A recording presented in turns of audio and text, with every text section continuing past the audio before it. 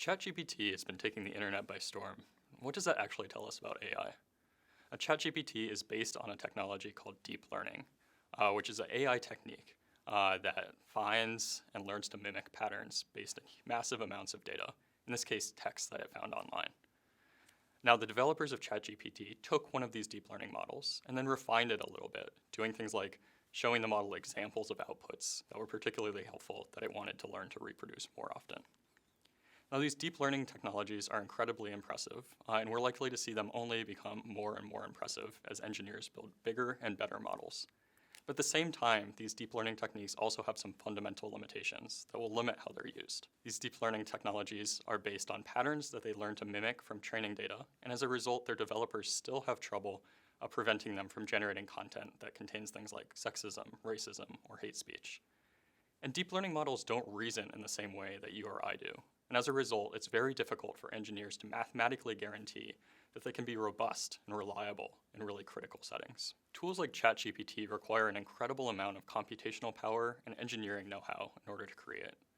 But compared to other technologies that policymakers might be more familiar with, things like stealth technology or nuclear weapons, they can proliferate fairly easily.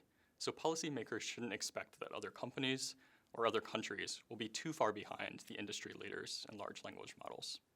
Policymakers are often concerned that tools like ChatGPT will be used to automatically create massive amounts of individually targeted disinformation, and that's a real concern. But more generally, policymakers should be concerned that as tools like ChatGPT increasingly test the boundaries between fact and fiction, information literacy will become increasingly critical.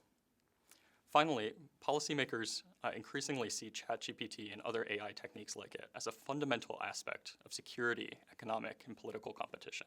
And they're making huge investments in order to stay ahead or try to catch up in what they perceive as a race. Algorithms like ChatGPT certainly deserve the attention of policymakers. But there are also many different types of AI algorithms, and algorithms with many different levels of complexity that raise the same types of policy questions. These are very difficult questions, things like, what kinds of constraints should we put on the way that information flows on things like social media platforms? When is it appropriate to make decisions not based on how people will act in the future, but how people like them have acted in the past? And what kinds of tools are available to policymakers in order to put constraints on the way that algorithms might hurt people and how they obtain redress afterwards? These are all very difficult questions, but it's important that policymakers start making attempts to experiment and address them.